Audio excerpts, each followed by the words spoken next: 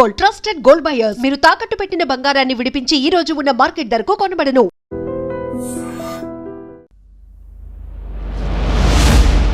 విశ్వ నియమాల్లో ఒక్కటైన secret manifestation, గట్టిగా సంకల్పించుకుంటే నువ్వు అనుకున్నది జరుగుతుంది అని నమ్మే ఒక చిన్న సూత్రం మాత్రమే తెలుసు. అంతా తెలుసు అనుకునే మనం శాస్త్రవేత్తలు కానీ ఆధ్యాత్మికవేత్తలకు కానీ ప్రతి వాళ్లకు కనిపించని ఇంకొక సీక్రెట్ ఉండింది. అవే విశ్వ నియమాలు. ఏదైతే జపిస్తారో అదే బీజాక్షరంగా, అదే మీకు లైఫ్గా మిగులుతుంది. మన సబ్ కాన్షియస్ మైండ్ అనేది ఇక్కడ ఒక ఎనర్జీ పాయింట్ ఉంది. ఈ ఎపిసోడ్ చూస్తేనే సెకండ్ ఎపిసోడ్కి పబ్లిక్ అర్థమవుతుంది. ఆదిత్యాయ చ సోమాయ మంగళాయ బుధాయ చ గురు శుక్ర శనిభ్యస్త రాఘవే కేతువే నమః అంటే మన బాడీలో ఉండే ప్రతి పార్ట్ని అనలైజ్ చేసుకున్నాం అంతే. ఇప్పుడు నీ కర్మ బాగలేదు, పాపకర్మ ఉంది అని అంటున్నాం కదా. ఇప్పుడు దీనికి ఎనర్జీ, దీనికి లోడ్ ఎక్కువైతే నువ్వు డిలీట్ చెయ్యి అంటున్నావు కదా. అలాగే మనలో కూడా కొంత ఓన్లీ నెగిటివ్ థింగ్స్ కే అవుతుందా? లేదు, మంచి చెడు రెండు ఉంటాయన్నమాట. ఆ నెగిటివ్ థాట్ ఎలా ఉందో ఆ నెగిటివ్ విశ్వంలో వచ్చినప్పుడు సేమ్ అది జరుగుతుంది. అలా పాజిటివ్ థాట్ సపోజ్ ఒక 100 వచ్చాయి, నెగిటివ్ థాట్ ఒకటే వచ్చింది, ఆ ఒకటే ఎందుకు జరుగుతుంది? సబ్ కాన్షియస్ మైండ్లో నీకు ఫీలింగ్ ఉందంటే జరిగిపోతుంది. ఫీలింగ్తో ఇచ్చావు నువ్వు దాన్ని. తెలుసుకున్నారు. ఇప్పుడు 60 ఏళ్లలో హ్యాపీగా ఉన్నాను, సంతోషంగా wonderful. That is the spirit. మనమందరం కూడా అదే వైబ్రేషన్ కి వెళ్దాం. చెప్పాలంటే చాలా సీక్రెట్లీ చెప్పొచ్చు. ప్రతి వాళ్ళకి ఈ సబ్జెక్టుని ఇవ్వాలి. అదే అందుకోసమే నేను జన్మించాను. అదే నా జీవిత అన్వేషణలో ఫలితం.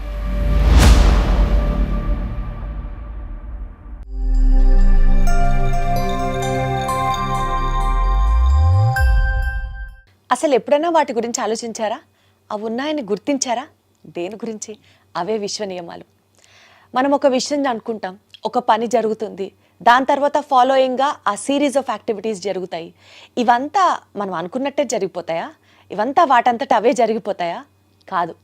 విశ్వంలో కొన్ని నియమాలు మనకి తెలియకుండా వాటి మీద పని చేస్తూ ఉంటాయి కాబట్టి అలా జరుగుతాయి. విజయం కానీ, విక్టరీ, గెలుపు కానీ, లేకపోతే ఏదన్నా ఒక సక్సెస్ఫుల్ యాక్టివిటీ కానీ, ఇవన్నీ అలా అలైన్ అయ్యి జరగాలంటే మన జీవితంలో కొన్ని అంతర్ముఖమైన నియమాల వల్లే అది సాధ్యమవుతుంది. ఈ నియమాలే విశ్వ నియమాలు. నేను ఇంకొంచెం కాంప్లికేటెడ్గా చెప్పుండొచ్చు, కానీ దీన్ని ఈజీ చేసి లైఫ్లో ఏ ప్రాబ్లం ఉన్నా సరే విశ్వ నియమాలని పాటిస్తే ఆ ప్రాబ్లంని ఇట్టే దూరం చేసుకోవచ్చు అని చెప్పడానికి, అసలు ఈ విశ్వ నియమాలంటే ఏంటి, ఈ విశ్వం ఏ నియమాల మీద పనిచేస్తుంది, వీటి గురించి ఇంకాస్త డీటెయిల్డ్గా చెప్పడానికి నాతో పాటు ఉన్నారు లక్కరాజు నిర్మలమ్మ ఉన్నారు. ఒకసారి ఆవిడతో మాట్లాడదాం. అమ్మా నమస్తే. ఎలా ఉన్నారు? నాకు కూడా చాలా సంతోషంగా ఉంది మీతో ఈ టాపిక్ డిస్కస్ చేయడం. ఇన్ఫ్యాక్ట్ నాకు చాలా చాలా చాలా ఇంట్రెస్టింగ్ సబ్జెక్ట్ ఇది. ఒక్కటే తెలుసు, విశ్వ నియమాలు అని మీ ముందు వచ్చి ఈరోజు ఇలా మాట్లాడే ముందు విశ్వ నియమాల్లో ఒక్కటైన సీక్రెట్ మేనిఫెస్టేషను, గట్టిగా సంకల్పించుకుంటే నువ్వు అనుకున్నది జరుగుతుంది అని నమ్మే ఒక చిన్న సూత్రం మాత్రమే తెలుసు. మీ ద్వారా ఇవాళ ఈ జర్నీ స్టార్ట్ చేయబోతున్నాము. నేను, నాతో పాటు మా ఆడియన్స్తో పాటు నేర్చుకునే వాళ్ళలో నేను కూడా ఉన్నాను. ఇవాళ క్వశ్చన్స్ అడుగుతున్నానే కానీ మీరు చెప్పే ప్రతి అంశం అట్లా బాణం లాగా దిగిపోతుందని అనుకుంటున్నాను. అమ్మ, అసలు టు స్టార్ట్ విత్ ముందుగా అసలు చెప్పండి, అసలు విశ్వ నియమాలు అంటే ఏంటి, వీటి గురించి మాట్లాడాలి అన్న తపన తాపత్రయం, ఆ రిసెర్చ్ చేయడం, ఇవన్నీ మీకు ఎలా స్టార్ట్ అయ్యాయి? అక్కడి నుంచే వద్దాం. ఓకే, విశ్వ నియమాలు 12 చెప్పడం చాలా ఈజీ నాన్న. మామూలుగా ఇప్పుడే చెప్పేయచ్చు, దాంతో పెద్ద ఇబ్బంది ఏమీ లేదు. కానీ అసలు విశ్వ నియమాలు అనేవి ఎందుకు, అసలు విశ్వ నియమాల్లో ఏముంది అనేది కూడా మనకు రావాలి కదా. దానికి నా అనుభవాలను జోడించి నేను చెబుతూ వెళ్తున్నాను నాన్న. ప్రతి వాళ్లకు లాగానే నాకు కూడాను చాలా అనుభవాలు జరిగాయి. ఆ అనుభవాల్లో నాకు నేనంటే ఏమిటి, ఇది కాదు జీవితం, నేను ఎందుకు పుట్టాను అని ప్రతి వాళ్ళకి ఒక ఏజ్ తర్వాత, కొంచెం మెచ్యూరిటీ తర్వాత ఒక అనుభవం వస్తుంది. వచ్చినప్పుడు మాత్రమే అసలు నేనంటే ఏమిటి, నేను ఎందుకో స్పెషల్గా పుట్టాను అన్న ఆలోచన కలుగుతుంది. కలిగినప్పుడు ఆధ్యాత్మిక వైపు మనుషులు మళ్ళుతారు. అది నాకు చాలా చిన్న వయసులో జరిగింది. ఎందుకు జరిగింది అని అంటే, మా అమ్మమ్మ చక్కగా పద్యాలు పాడుతూ ఉండేది. పద్యాలు పాటలు పాడుతూ ఉంటే ముసల్దాన ఎందుకే ఊరికే పాటలు పాడతావు, డిస్టర్బ్ చేస్తావు అనేవాళ్ళు. ఆమె వేమన పద్యాలు, సుమతి శతకం పద్యాలు పాడేది. పాడుతుంటే మాకంతా పుస్తక అభిమానులం మేము. అంటే పూర్వకాలం ఇల్లు కదా, మేమంతా కదా. ఒక రూమ్ నిండా పుస్తకాలు ఉండే. మా నాన్నగారికి పుస్తకాలంటే చాలా ఇష్టం. నా 10th క్లాస్లోనే అస్ట్రాలజీ నేర్చుకున్నాను, పొమరాలజీ నేర్చుకున్నాను, న్యూమరాలజీ కూడా నేర్చుకున్నాను. అప్పటికే నేను కవిత్వం రాశాను. సాహిత్య అకాడమీ వాళ్ళు నా పుస్తకాలు ప్రింట్ చేశారు. సరస్వతి కటాక్షం. అది యాదృష్టికి మా అమ్మ అనేది. శిష్టా లక్ష్మీనారాయణ అని మా గురువు గారు, పాలెంలో లెక్చరర్, బోస్ అండ్ బ్రదర్స్, ఇప్పుడు ఆక్స్ఫర్డ్ డిక్షనరీ రాశారు ఆయన. ఆయన ఒక రోజు నేను 8th క్లాస్లో స్పీచ్ ఇస్తుంటే, నాకు ఈ అమ్మాయిని ఇవ్వండి, నేను మోల్డ్ చేసుకుంటాను, షీ హ్యావ్ సంథింగ్ స్పెషల్ అని అన్నాడు. మా అమ్మ చెప్పుడు తీసుకొని కొట్టేళ్ళగొట్టింది. అసలే దాని మాట మాట్లాడుతుంటే నా బొంద నాకు ఒక్క ముట్టకు అర్థం కాదు, వాళ్ళ నాన్నకు మాత్రమే అర్థమవుతుంది, ఇదేదో సన్యాసుల్లో పోతుంది, లాభం లేదు అని తిట్టి పంపించేసింది. అలాగా రూరల్ నాన్న మాది. చిన్నజీయర్ స్వామి లాంటి వాళ్ళు మన ఆశ్రమ మహబూబ్ నగర్కి వచ్చి భగవద్గీతలు చెప్పేవాళ్ళు. అప్పుడు మేమంతా వెళ్ళి వినేవాళ్ళం. ఆ వింటూ కూర్చున్నప్పుడు సమశ్రీణాలని చేస్తారు, వాతలు పెడతారు, తెలుసు కదా. అయితే శ్రీ వైష్ణవ సాంప్రదాయంలో వాళ్ళు వంటలు చేస్తే అందరికీ పనికొస్తుంది. రైట్. అలా పనికొచ్చే దాంట్లో ఆయన ఏదో వేదాంతము, జ్ఞానం అనేది ఒక దీపము, దీపాన్ని వెలిగించండి, జ్ఞానజ్యోతిని పొందండి అని చెప్తే ఒకటే అడిగిన ఆయన, దివ్య చుట్టూ వలయంగా చీకటి అలాగే ఉంది, దివ్య చుట్టూ వలయంగా చీకటి అలాగే ఉంది, దానిలో వెలుగు నింప ఎవరికి సాధ్యం అని. ఏంటే మీ అమ్మ ఇంత గొప్ప కవిత్వం చెప్పేస్తోంది, ఇది భగవత్ శక్తితో పుట్టింది, దీని జన్మకి సార్థకత ఉంది, ఇది చాలా గొప్పది కమలమ్మ అని అన్నాడు మా అమ్మకి. నన్ను దగ్గర చేర్చుకొని ఆశీర్వదించారు ఆయన. అది ఏదో మామూలుగా అనుకున్నానంతే. దివ్య చుట్టూ వలయంగా చీకటి ఎలాగే ఉందంటే, మా అప్పుడు క్యాండిల్స్ పెట్టుకొని చదువుకునేవాళ్ళం నాన్న. జ్ఞానజ్యోతి అనగా వెలిగిస్తే మరి చుట్టూ కూడా చీకటి ఉంది కదా, దాన్ని ఎవరు తొలగిస్తారు? ఇవాళ మనకి ఇంత విశ్వంలో భగవద్గీత, ఆధ్యాత్మికత, వేదాలు, శాస్త్రాలు ఇన్నీ ఉన్నాయి, అయినా తెలియనితనం మనకెంతో ఉంది. కోటాను కోట్ల సబ్జెక్ట్ ఉంది. దాంట్లో ఏదైతే జ్ఞానం ఉందో ఆ జ్ఞానాన్ని భగవత్కృప వల్ల నాకు లభించింది అనుకుంటున్నాను. అంటే అంతా తెలుసు అనుకునే మనం శాస్త్రవేత్తలు కానీ ఆధ్యాత్మికవేత్తలకు కానీ ప్రతి వాళ్లకు కనిపించని ఇంకొక సీక్రెట్ ఉండింది. అవే విశ్వ నియమాలు. అవి నాకు భగవత్కృప వల్ల నాకు లభించాయి, నా అనుభవం ద్వారా లభించాయి. 14 ఏళ్ల కృషి నాన్న ఇది. ఈ సబ్జెక్ట్ అంత తొందరగా రాలేదు. నా అనుభవాలను జోడించి నేను ఇప్పుడు చెప్తున్నాను కాబట్టి ఇంత లక్షల మంది, వేల మంది, కోట్ల మంది ఇది కావాలి సబ్జెక్ట్ చెప్పండి చెప్పండి చెప్పండి అని ఆతురత పడుతున్నా. ఏంటమ్మా ఈ సబ్జెక్టు పరంగా ఇప్పుడు మాట్లాడితే విశ్వ నియమాలు అంటే ఇప్పుడు మనం నిజ జీవితంలో మనం అనుభవిస్తున్నవి ఏవైతే ఉన్నాయో అంతా రాంగ్ పద్ధతుల్లో చేస్తున్నాం. అసలైన సబ్జెక్టు మన దగ్గర లేదు. ఒక ఎగ్జాంపుల్ చెప్పండి, ఏం తప్పుగా చేస్తుంది చెప్తాను. ఏమైందంటే మన దగ్గర ఉండే వేదాల్లో ఉండే సబ్జెక్ట్ అంతా యుఎస్ వాళ్ళు తీసుకెళ్ళిపోయారు నాన్న. కొంత సబ్జెక్టుని తీసుకెళ్ళిపోయి వాళ్ళ శాస్త్రంలో ఉంది నాన్న ఇది, మన శాస్త్రంలో ఇవి లేవు. అసలైన సబ్జెక్ట్ ఇది కాబట్టి ఇవి లేకుండా మనం తప్పుదారిలో వెళ్తున్నాం. ఇప్పుడు ఒక చిన్న విషయం ఉంది. పిల్లలు ఉన్నారు, పిల్లలు పుట్టగానే ఏం చేస్తామో ఏమో, వీడు బాగుపడతాడో లేదో, కడుపుతో ఉండగానే ఫస్ట్ థాట్స్ స్టార్ట్ అవుతుంది. కంటానో లేదో, అబార్షన్ అవుతుందో ఏమో, పిల్లలు పుడితే అంగవైకల్యం పిల్లలు పుడతారో ఏమో, పుట్టగానే నా పిల్లకు మాటలు వస్తాయో రావో, ఏవో చూస్తుంటాం పిచ్చి పిచ్చివన్నీ నమ్మకాలు, విశ్వాసాలు. కొన్ని నమ్మకాలు, కొన్ని విశ్వాసాలు మనలో ఏర్పడి ఆ పిల్లలు పుట్ట కింద పడతావురా అంటావు, దయ్యం వచ్చిందిరా అంటావు, నిన్ను ఆ దవాఖానకు తీసుకుపోవాలరా. అరే నీ ఎంకమ్మ, ఒక్కటన్నా వాడి జీవితంలో పుట్టి పెరిగి 12 years లోపల వాటికి సబ్కాన్షియస్ మైండ్ పెరుగుతుందనమాట. 12 years లోపలనే అవే అనుభవాలు వాడి జీవితం అవుతాయి. నువ్వు కింద పడతావురా అంటివి, దవాఖానకు పోతావురా అంటివి, నువ్వు తెలివిలోనోడు అంటివి, వాడు పక్కోడు నీ నెక్కిరిస్తాడురా అంటివి, నువ్వు చెడ్డి నిప్పుకున్నావు. వాడికి ప్రతి నెగటివ్ ఇచ్చినాము. వాడి జీవితంలో ఎలా ఎదుగుతాడు నాన్న? రైట్. అంటే మన ఆలోచన మాటనే కాదు, ఆలోచన కూడా ఒక వైబ్రేషన్ ఉంది. ఒక బీజాక్షరము అంటే ఏంటి నాన్న బంగారు తల్లి? బీజాక్షరము అంటే జపించడము అంటే ఏమిటి? నాకు బీపీ ఉంది, షుగర్ ఉంది, కంట్రోల్ కాదు, నాకు నడుము నొప్పి ఉంది, వాకుట్లుంది, నా మగుడు నన్ను సతాయిస్తాడు, 24 గంటలు ఇవే జపం చేస్తున్నారు. కాబట్టి వాళ్ళకి అదే జీవితం. కొంతమంది మాకు డబ్బులు లేవు అని చెప్పిస్తున్నారు. కొంతమంది మాకు ఆరోగ్యం బాగలేదు. ఏదైతే జపిస్తారో అదే బీజాక్షరంగా, అదే మీకు లైఫ్గా మిగులుతుంది. ఈ చిన్న విషయమే మనం తెలుసుకోలేక అనామకంగా ఉన్నాము. కాబట్టే నేను విశ్వ నియమాలను రాయడం జరిగింది, దీని మీద కృషి చేయడం జరిగింది. అయితే ఇంతమందిని ఎలా ఆకర్షిస్తుంది? నేను చిన్నప్పుడు నేను చెప్పాను ఇందాక, మా అమ్మమ్మ పద్యాలు చదివేది. ఈరోజు వందలు వేలు కోట్ల మంది పుస్తకాలు రాస్తున్నారు కదా ఇన్ని వందల సంవత్సరాలలో, కానీ వేమన పద్యాలకు సుమతి శతకాలకే వాల్యూ ఉంది కదా. ఇప్పుడు కూడా అంటారు పిల్లలకి ఇప్పటికీ నేర్పిస్తారు. ఏమంటారు?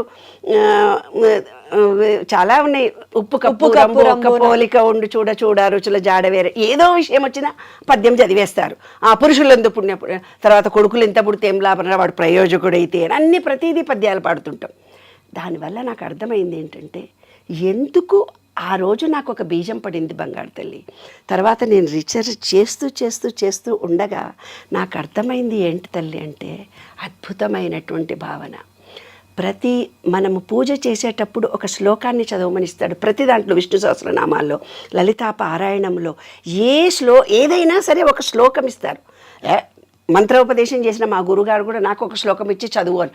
నేను జపం చేస్తున్నా కదా, శ్లోకం ఎందుకు, నేను శ్లోకం చదువు అనుకునేదాన్ని. ఈ రీసెర్చ్ చేసుకున్నప్పుడు మన సబ్కాన్షియస్ మైండ్ అనేది ఇక్కడ ఒక ఎనర్జీ పాయింట్ ఉంది.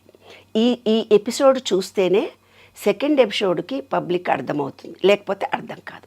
నేను ఇక్కడ సబ్జెక్ట్ని ఇవ్వబోతున్నాను. విశ్వనియమాలు చెప్పడం చాలా ఈజీ, 2 నిమిషాల్లో చెప్పేస్తాను అయిపోతుంది కాదు. అది ఏంటి బేస్ అనేది కూడా మనకు తెలియాలి కదా.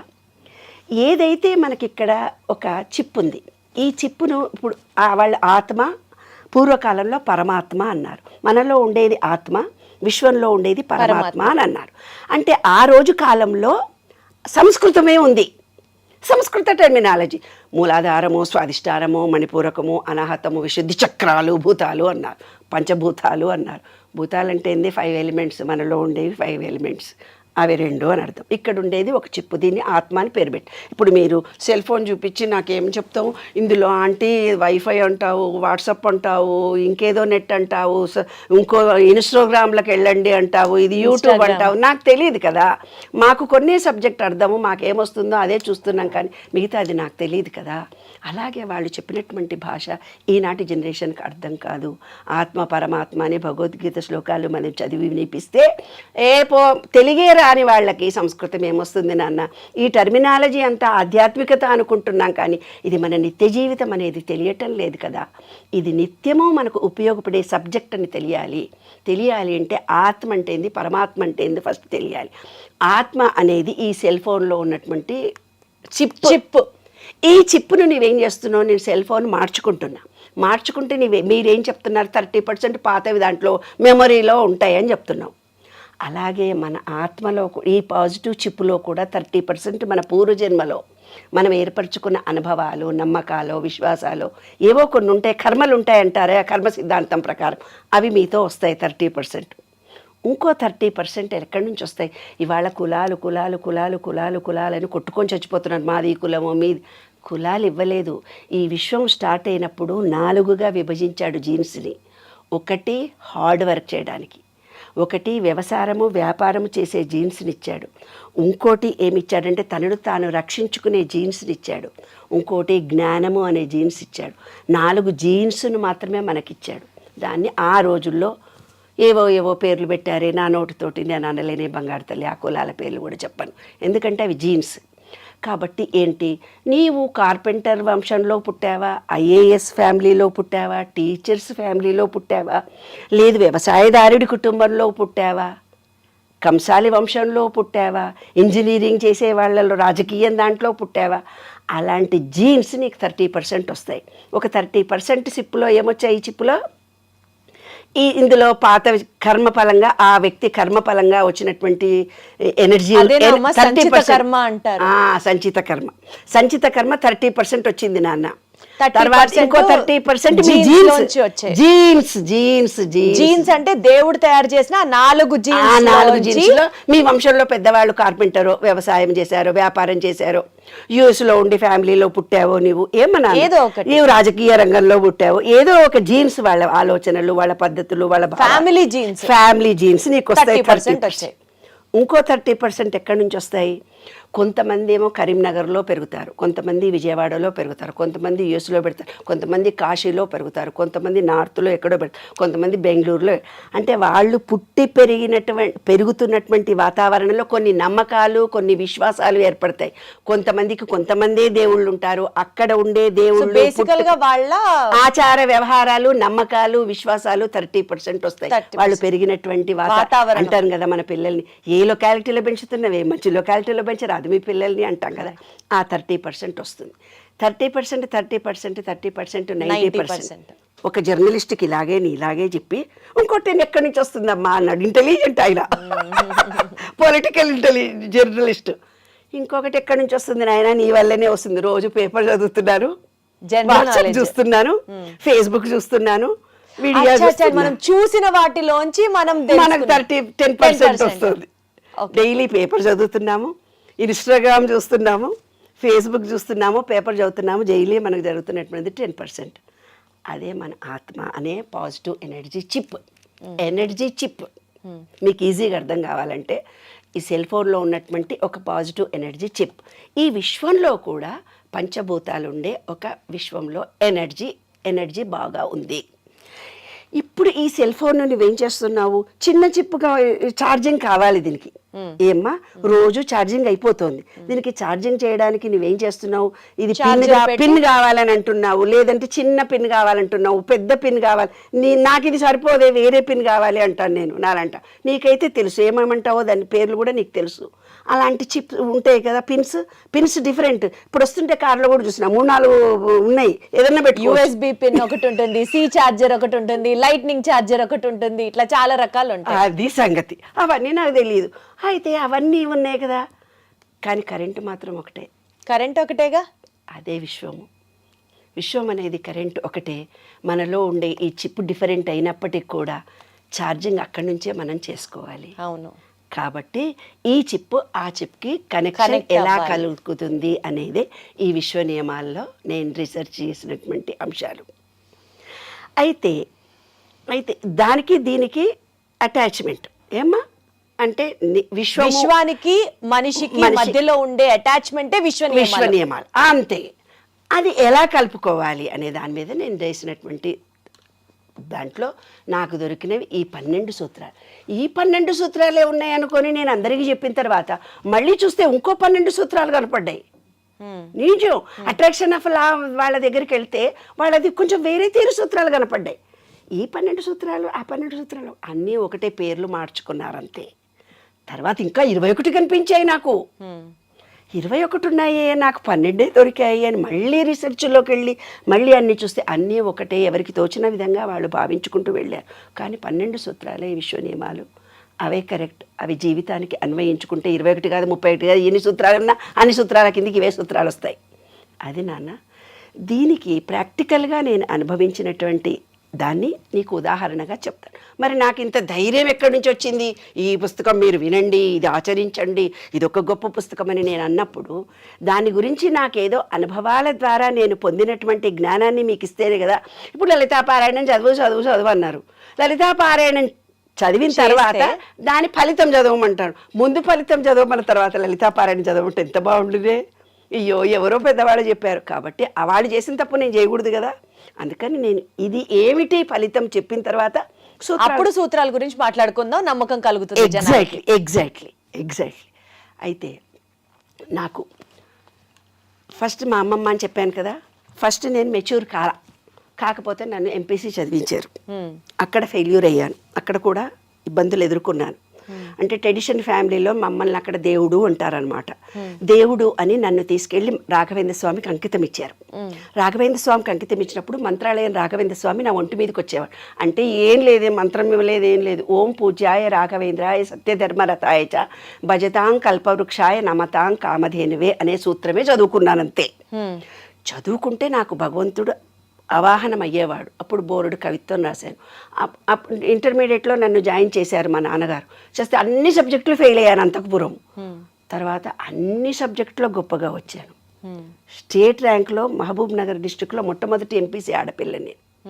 ఆల్ డిస్ట్రిక్ట్స్లో డిస్ట్రిక్ట్లో మొత్తం అది లెక్కల టీచర్ రావాలంటే వేరే బాయ్స్ స్కూల్ నుంచి వచ్చి ఆడపిల్లల స్కూల్లో చెప్పాలి. మా అన్న పక్కన ఇలా కూర్చోకూడదు, ట్రెడిషనల్ ఫ్యామిలీ.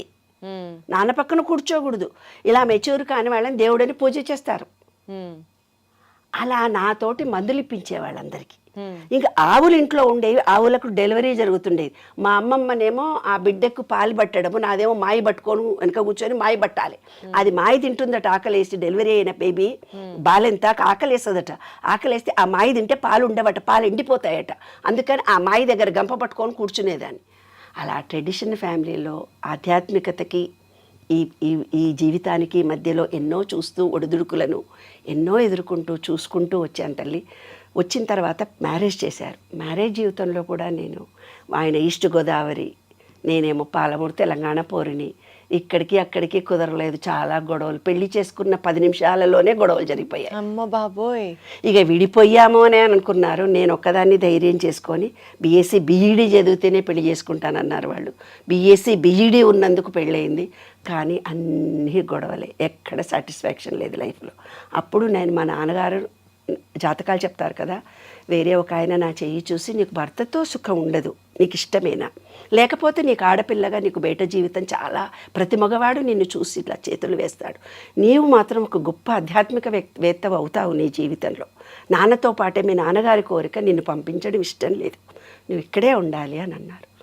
లేదు నాన్న, లేదు అంకుల్, నా చేయి చూసి చెప్పాడనమాట. ఒక అమ్మాయి మొగుడు ఇడిచిపెట్టాడు, ఒక అమ్మాయికి మొగుడు చచ్చిపోయాడు, మరి ఉన్న నీ జీవితం గురించి మీ నాన్న బాధపడితే నీకు చెప్పలేకపోతున్నాడు, మీ అమ్మకేమో అంత లోకజ్ఞానం అవగాహన లేదు, నీ ఇష్టం, నీవు డిసిషన్ చెప్పు అన్నాడు.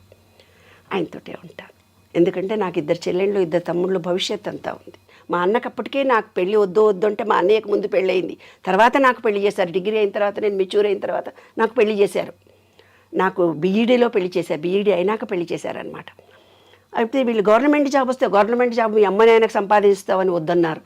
వాళ్ళు ఇల్లు దుడువు అంటే ఇల్లంతా నీళ్ళు పోసి కడిగేసేదాన్ని. మా మాటకి వాళ్ళ మాటకి చాలా తేడాలు ఉండేవి. నేను నీళ్ళు పోసి కడిగితే అందరు పిహి నవ్వుకునేవాళ్ళు. ఇల్లు తుడువు అంటే మాకు తెలంగాణలో నీళ్ళు పోసి కడగడం, వాళ్ళకేమో తడిబట్టేసి తుడవడం. అట్లా కొంచెం ఎడ్డిదాన్ని. సమాజం వ్యవహారం అంత తెలియదు కదా, అమాయకంగా ఇక్కడికి వచ్చిన తర్వాత గవర్నమెంట్ జాబ్, ఎయిడెడ్ స్కూల్లో జాబ్. అట్లా లైఫ్లో ఇతనే కావాలనుకున్నాను, మా వారితోటే ఉన్నాను. ఆయన నేను రోజు కొట్లాడతాము, కానీ బాగా కలిసి ఉంటాం. చాలా అన్యోన్య దాపతులము. నేను ఏదన్నా కూడా కాదనరు.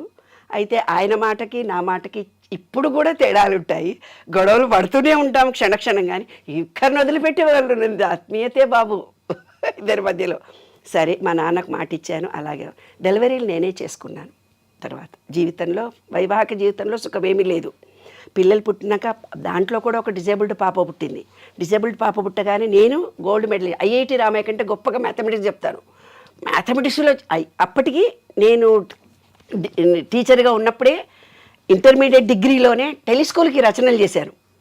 7 గంటలకు దూరదర్శన్లో నాటికలు వచ్చేవి, బుద్ధం శరణం గుర్తి. 7 గంటలకు మీరు టీవీలు చూసావో లేదో నువ్వు, 7 గంటలకు ఒక స్పెషల్ నాటికలు వచ్చేవి, బుద్ధం గుర్తింపు నాటికలు రాశారు. అప్పటికే డాక్టర్ సి నారాయణ రెడ్డి గారు లక్కరాజు నిర్మల యంగ్ గర్ల్ అని పిలిచేవాడు, నన్ను యంగ్ గర్ల్ అని పిలిచేవాడు. అట్లా రేడియోలో టీవీలో ఆకేళ్ల గారు, అలా ఆ చిన్న వయసులో డిగ్రీలోనే నాకు ఇంతమంది పెద్ద పెద్ద వాళ్ళ పరిచయాలు.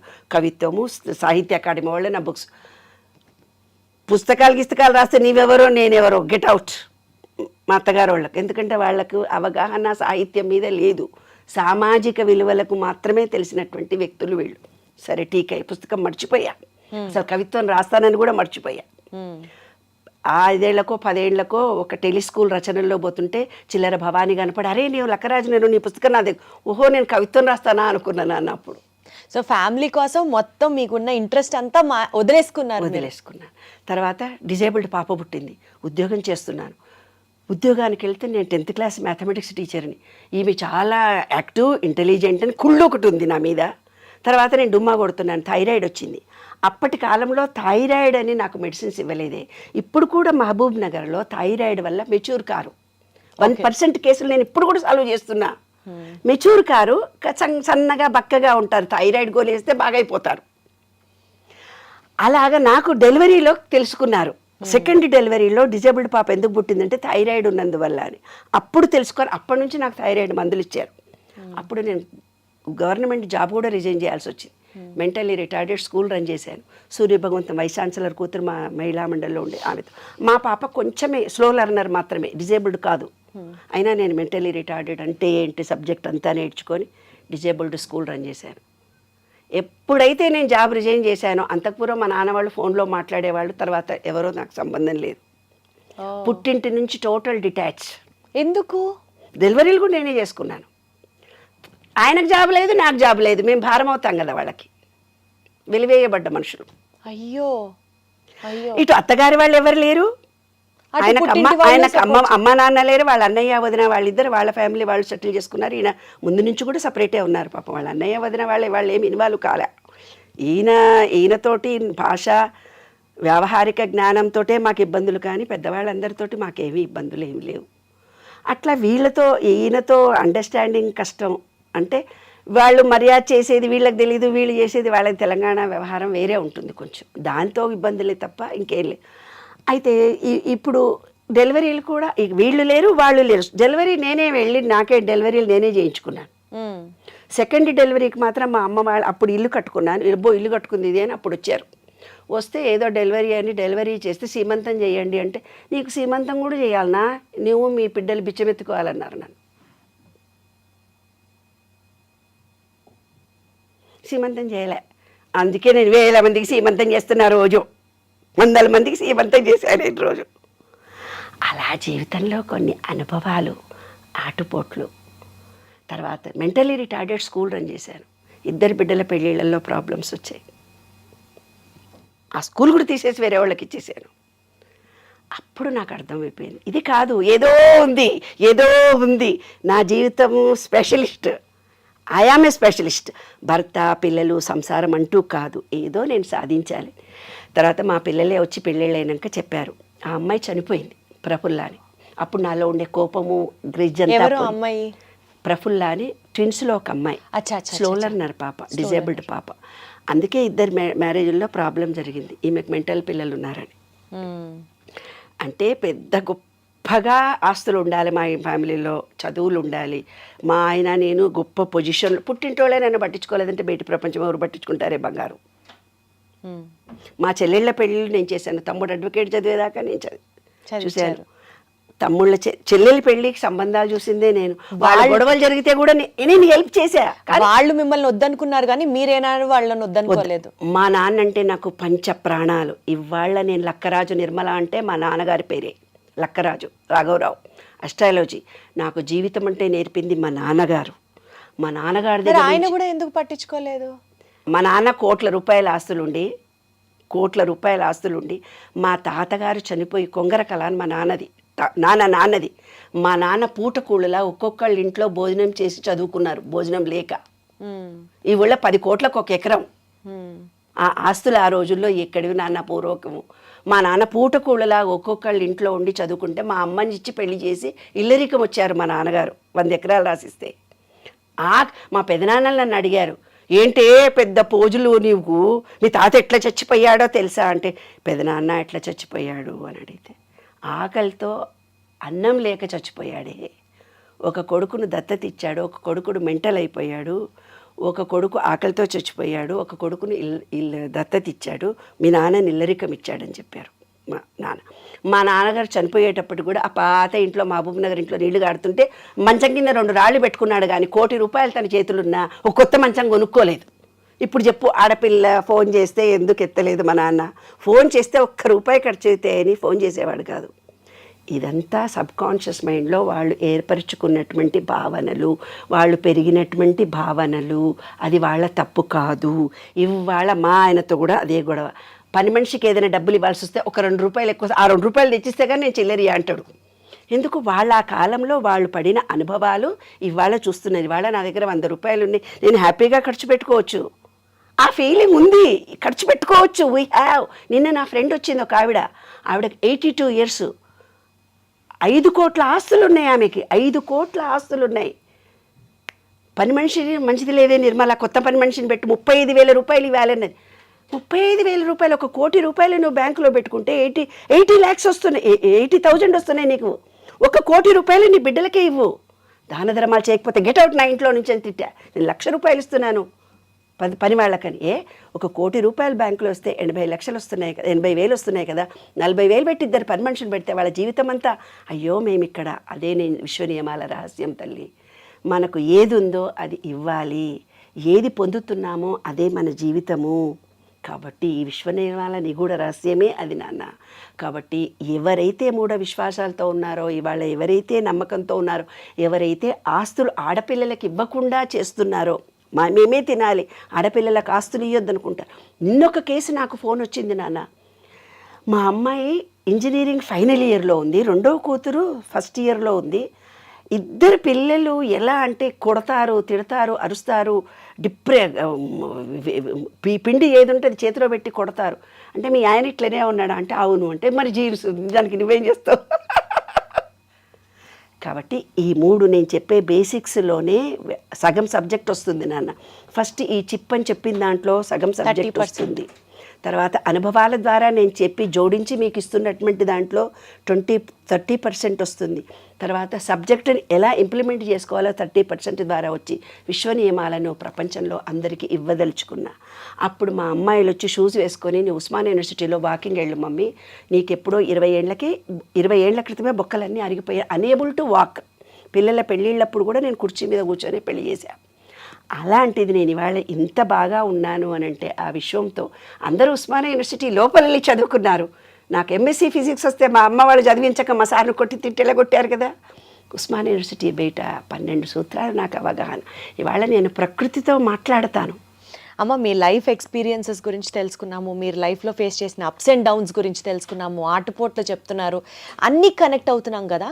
విశ్వ నియమాలు ఇది నాకు తెలిసి ఒక రోజులోనో, ఒక పూటలోనో, ఒక ఎపిసోడ్లోనో అయ్యే సబ్జెక్ట్ కాదు. ఇది చాలా చాలా చాలా పెద్ద సబ్జెక్ట్. సో ఈ ఎపిసోడ్లో ఇంట్రొడక్షన్ మాట్లాడదాం. అసలు విశ్వ నియమాలు ఏంటి, ఎన్ని ఉన్నాయి, వాటి బేసిక్స్ చెప్పండి. నెక్స్ట్ ఎపిసోడ్లో ఒక్కొక్క సబ్జెక్ట్ గురించి డీప్గా వెళ్దాం. అనుభవాలను, ఎక్స్పీరియన్సెస్, వాటిని గురించి ఎగ్జాక్ట్లీ కరెక్ట్. అలా వాకింగ్ వెళ్తున్నప్పుడు అడిగారనమాట, మీరు లోపలికి రండి మేడం, చాలా బాగుంటుంది. అబ్బో నేను రానురా బాబు అని అన్నాను. నాకు గాజులు వేసుకుంటాను, 5:30కే వస్తాను అన్నాను. అంటే వాళ్ళు ఏమన్నారు తెలిసిన, ఏం లేదు మేడం మీరు రండి బాగుంటుంది, చాలా బాగుంటుంది, నెమళ్ళు అవి ఉన్నాయి అన్నారు. సరే అనుకొని 2వ రోజు నుంచి ఒక ఊర కుక్క నా వెంట పడ్డం మొదలుపెట్టాడు. ఒక ఊరి కుక్క. ఆ ఊరి కుక్క నేను 3 కిలోమీటర్లు పోతే 3 ఉంటారు, 6 కిలోమీటర్లు పోతే 6 ఉంటారు. నేను కూర్చుంటాడు, నిలబడితే నిలబడతాడు. అరే నువ్వు నాకు ఇంజక్షన్లు తీసుకోరా, నా మీద పడుతున్నావు ముద్దు పెట్టుకొని అని.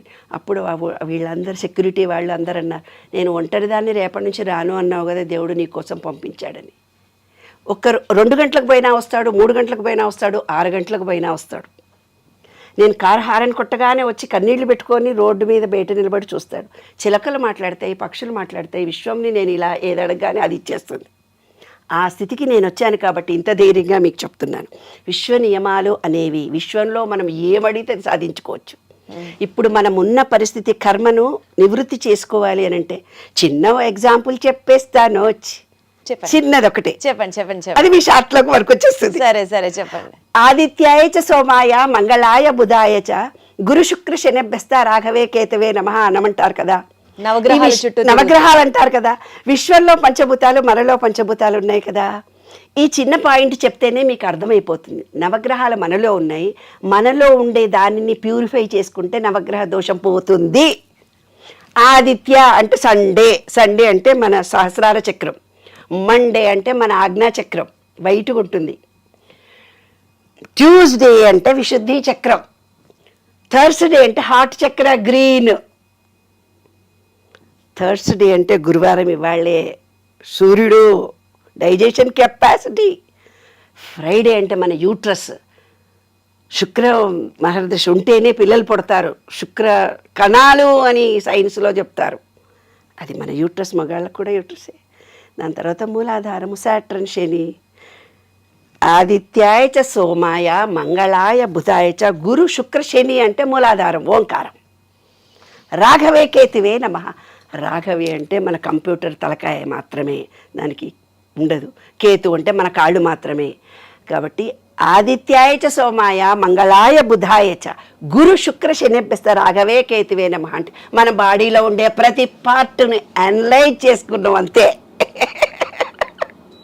ఆ ఎన్లైట్ చేసుకునే ప్రాసెస్లో ప్రాసెస్ ఈ విశ్వ నియమాలతో కనెక్ట్ అవుతాం. కనెక్ట్. విశ్వ నియమాలు మొత్తం చెప్పమంటే నేను ఇప్పుడు చెప్పేసి క్లోజ్ చేద్దాము. చెప్దాం. ఎందుకంటే Yes. ఒక ఎపిసోడ్ స్టాప్ అవుతుంది. ఎగ్జాక్ట్లీ. నేను చూసి చెప్పాలి, ఎందుకంటే ఇంగ్లీష్ టర్మినాలజీ నాకు కరెక్ట్గా రాదు. ఆ టర్మ్కి ఒక్కటి తప్పు చెప్పినా ఎంతోమంది వేల మంది చూసినప్పుడు నన్ను తప్పుగా చెప్పొద్దు. భావన తెలిస్తేనే చెప్పాలి, కరెక్ట్గా ఉంటే చెప్పాలి, అనుభవంతో చెప్పాలి.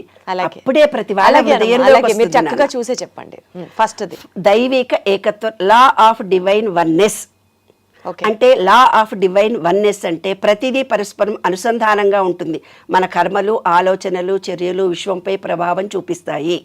దైవి ఏకత్వ నిబంధన తెలుగులో ట్రాన్స్లేషన్ చేస్తే law of oneness, divine oneness అంటే ప్రతి జీవిలో ప్రాణి ఒకటే అన్నారు. దాన్ని ఇంకా ఎలాబరేషన్ చేసి మీకు అందరికి అర్థమయ్యేటట్టుగా నేను చెప్తాను.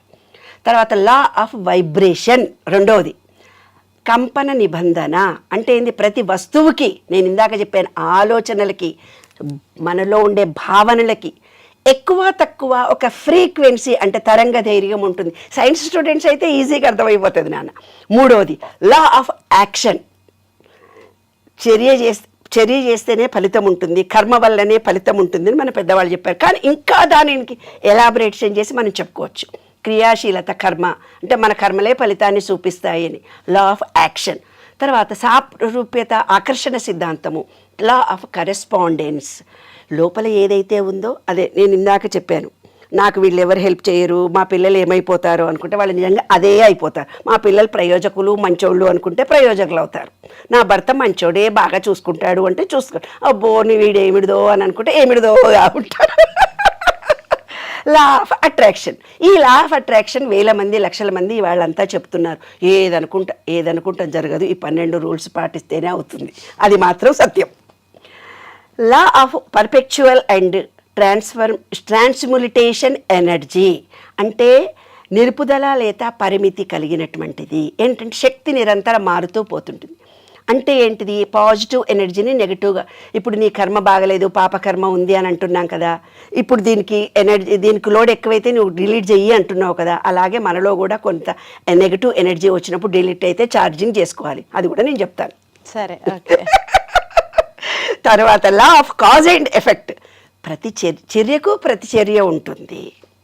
అంటే చర్యకు ప్రతిచర్య ఎలా ఉంటుంది అంటే, ఇప్పుడు హస్బెండ్ ఒకళ్ళు, పుస్తకంలో రాశా నేను, హస్బెండ్ ఒకళ్ళు ఏం చేశాడో, నేను బిడ్డను చాలా ప్రేమగా పెంచానమ్మా, చాలా బాగా పెంచానమ్మా, నాలుడి మాత్రం బద్మాషి కూడా దొరికిండమ్మా, దాన్ని సతాయిస్తున్నాడమ్మా, కొడుతున్నాడమ్మా, తిడుతున్నాడమ్మా, ప్రేమ చేస్తున్నాడమ్మా అని అన్నాడు.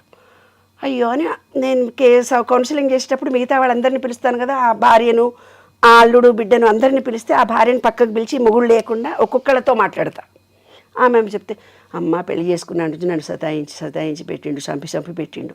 నా బాధ నేను ఎవరికి చెప్పుకోలేక, ఈ పిల్ల పుట్టినాక కొంచెం ఆర్థికంగా మాకేం ఇబ్బంది లేదు, ఇట్లా కూర్చుంటావు, మా చెల్లెలు అట్లా పని చేస్తుంది, ఇట్లా నిలబడ్డావు, ఆ మూత ఎట్లా పెట్టినావు, నవ్వుతూ ఉండవా, ఏ దానికన్నా వంక పెట్టి తిట్టేవాడంట. అప్పుడు అందరి జంటలను పిలిచి, చూడు నాయనా, నీ పెండ్లాన్ని ఎంత కష్టపెట్టినావో, ఈ విశ్వంలో రూల్ ప్రకారము నీ బిడ్డ అంత బాధపడుతుంటే నువ్వు బాధపడాలి. అక్కడ ఎంత చర్య = మైనస్ ప్రతిచర్య. ఒకవేళ కొడుకులే ఉన్నారు అనుకుందాం, ఇలాగా భార్యని హింసించాడు, కొడుకులే ఉన్నారు, తనకి ఏ కోడల మీద ఇష్టమైంది ఆ కోడలు, లేదా ఆయనకు చెల్లెలు ఇష్టమైతే చెల్లెలు, లేదా ఆయనకే కోడలు అంత బాధ పెడుతుంది, కోడలే ఈ భార్యని ఎంత ఇబ్బంది పెట్టిందో అంత ఇబ్బంది పెడుతుంది, ముందు భార్య చచ్చిపోతుంది. ఇలా జరుగుతుంది. చర్య = మైనస్ ప్రతిచర్య. ఇలా చాలా లోతులైన భావాలు ఉన్నాయి. లా ఆఫ్ కాంపన్సేషన్, పునరుత్పత్తి, పరివర్తన. మన క్రియలు ఫలితంగా సమానమైన ఫలితాన్ని మనం అనుభవిస్తాము. ఇది ఒక న్యాయ నిబంధనలు ఇవన్నీ.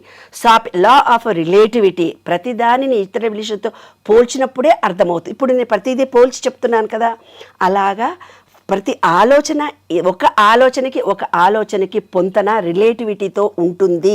అంటే మంచి ఉంటే చెడు ఉంటుంది, చెడు మంచి రిలేటివిటీ కలిగి ఉంటుంది ప్రస్తుత పరిస్థితి పైన. ఇవాళ నేను బాగా డబ్బులు ఉన్నాయండి, ఇవాళ లాస్ అయిపోయినా అంటున్నావు. ఎలా లాస్ అయ్యావు? నీవు లాస్ అనేది ఉంది అని నీ మనసులో ఉంది, అందుకే ఇవాళ లాస్ అయినావు. మా భర్త పచ్చిగా చూస్తలేడు అమ్మారో గారు ఫోన్ అరే నీ ఎంకన్నా నీ భావనలో ఏదో ఒక రోజు అది కలిసింది. అందుకే నా కొడుకు మంచిగానే ఉండే, ఇప్పుడే డిప్రెషన్. అది ఓన్లీ నెగిటివ్ థింగ్స్ కే అవుతుందా? లేదు నా మంచి చెడు రెండు ఉంటాయి అన్నమాట. ఆ నెగిటివ్ థాట్ ఎలా ఉందో ఆ నెగిటివ్ విశ్వంలో వచ్చినప్పుడు సేమ్ అది జరుగుతుంది. అలా పాజిటివ్ థాట్ సపోజ్ ఒక 100 వచ్చాయి, నెగిటివ్ థాట్ ఒకటే వచ్చింది, ఆ ఒకటే ఎందుకు జరుగుతుంది? ఒకటే ఎందుకు ఇప్పుడు ఎగ్జాక్ట్లీ వెరీ ఇంటెలిజెంట్ క్వశ్చన్. ఒకడు సూసైడ్ చేసుకున్నాడు అక్కడ. ఎప్పుడో ఒక వ్యక్తి నేను సూసైడ్ చేసుకోవాలనే భావనతో ఉన్నాడు. ఆ ఎనర్జీ లెవెల్ అక్కడ ఉంది కాబట్టి ఇతను కూడా మతనాడు సూసైడ్ చేసుకుంటాడు. ఎక్కడుంటుంది ఎనర్జీ లెవెల్? విశ్వం మొత్తం ఎనర్జీతో కూడుకుంది. ఇప్పుడు ఈ విశ్వం మొత్తం ఇప్పుడు మన చుట్టూ కూడా ఎనర్జీ ఉంది. ఎలా కనెక్ట్ అవుతాం? ఆ ఒక్క పాయింటే ఎలా కనెక్ట్ అవుతుంది? ఎనర్జీ లెవెల్స్ పాజిటివ్ ఉంటే పాజిటివ్ వ్యక్తులే నీ జీవితంలో ఎంటర్ అవుతారు. ఆ పాజిటివ్ థాటే అక్కడికి పోతుంది. అమ్మో ఇంజనీరింగ్ పోరగాళ్ళు నన్ను ఇంత క్వశ్చన్స్ చేశారు. ఒక రేప్ కేసు అక్కడ జరిగింది, ఇక్కడ ఒక రేప్ కేసు జరుగుతుంది. ఒక బస్సు బాయిలో పడింది మేడం, రెండో బస్సు బాయిలో ఎందుకు పడుతుంది?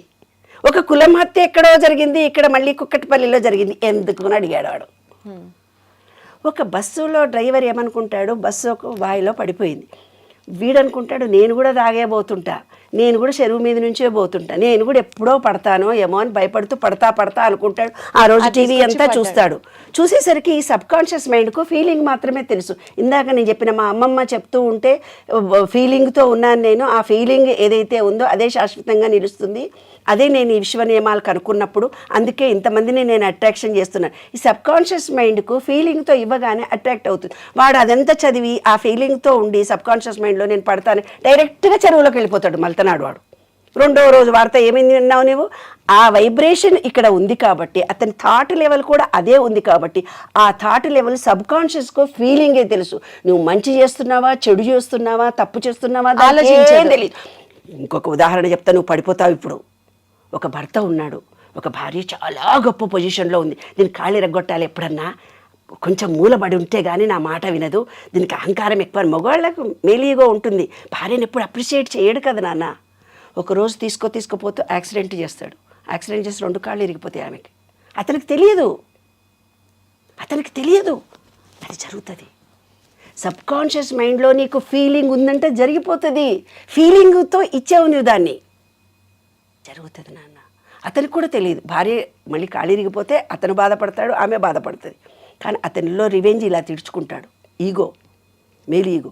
పిల్లల్ని కొట్టాలనుకున్నా, చంపాలనుకున్నా, ఇవన్నీ కూడా ఈ సబ్ కాన్షియస్ మైండ్ ఫీలింగ్సే. లా ఆఫ్ రిలేటివిటీ చెప్పాను కదా, ఇదే రిలేటివిటీ. లా ఆఫ్ పొలారిటీ, ధ్వని తరంగం ఉంటుంది.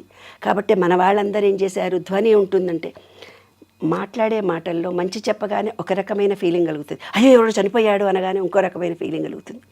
మళ్ళీ మనలో ఉండే వాయిద్యాలు ఎన్నో రకాలైన, భరతనాట్యం, కూచిపూడి, ఎన్నెన్నో వాయిద్యాలు రకరకాలు, అవన్నీ దీనిలోకి వస్తాయి అన్నమాట. లా ఆఫ్ రిథిమ్ అంటే జీవితంలో విషయంలో ప్రతిదీ నిర్దిష్ట లయంలో సంతోషము, బాధ, విజయాలు, ఉపజయాలు అన్నీ ఒక లిరిక్గా జరుగుతూ ఉంటాయి. అంటే ఏంటి, ఒక రాత్రి వచ్చిందంటే పగలు కంపల్సరీ వస్తుంది, కష్టం వచ్చిందంటే సుఖం కంపల్సరీ ఉంటుంది. నారిబోసినోడు నీరుపోయాడా, రాత్రి వచ్చిందంటే పగలు రాదా? ఊరోళ్ళు ఎంత బాగా చెప్తారమ్మా. నాకు తెలియకపోతే ఒకరోజు ఇదే విషయం విచిత్రంగా విన్నాను తల్లి.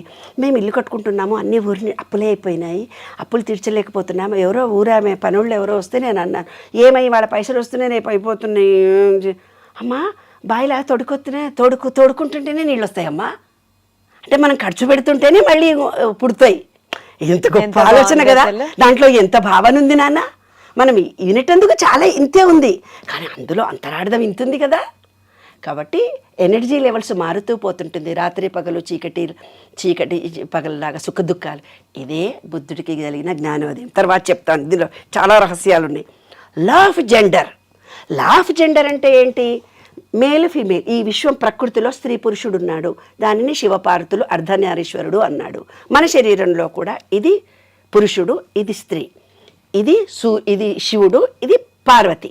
ఏమ్మా, ఇది తల్లి, ఇది తండ్రి, ఇది తల్లి. అందుకే ఏం చేస్తారు, ఎప్పుడైనా మనం వదిలి తీసుకోవాలి. సుషుప్తి నాడిలో ప్రజెంట్లో ఉండాలి. కొంతమంది ఏంరా మగోన్లాగా ఆడపిల్లలాగా ఎడుతున్నావు నువ్వు అంటే స్త్రీ తత్వం అతనిలో ఎక్కువ ఉంటుంది. మొగరాయిన్లా ఉన్నావు నువ్వు అంటే పురుషతత్వం అమ్మాయిలో ఎక్కువ ఉంటుంది. దాన్ని బ్యాలెన్స్ చేసుకోవాలి. ఇవే 12 లాస్. దీని గురించి గొప్ప గొప్పగా మంచి మంచి ఆలోచనలు, మంచి మంచి భావాలు మీరు ఏమనుకుంటే జరగచ్చు. మీ జీవిత విధానాన్నే మార్చుకోవచ్చు. జీవిత విధానాన్ని మార్చుకోవడంతో పాటు క్వాలిటీ ఆఫ్ లైఫ్ ని కూడా పెంచుకుందాం ఈ 12 లాస్ తో. ఎగ్జాక్ట్లీ దుఃఖం లేకుండా సుఖమయ జీవితాన్ని మనము పొందుతూ. అమ్మ ఒక్కటి చెప్పి ప్రోగ్రామ్ని కంక్లూడ్ చేద్దాం ఇవాళ ఎపిసోడు. ఇన్ని లాస్ చెప్తున్నారు, జీవితంలో ఎలాంటి సమస్యను అధిగమించవచ్చు అంటున్నారు, క్వాలిటీ ఆఫ్ లైఫ్ని మెరుగుపరచుకోవచ్చు అంటున్నారు, ఎన్నో సమస్యలకి సొల్యూషన్ ఉందంటున్నారు. మీరు చెప్పిన మీ లైఫ్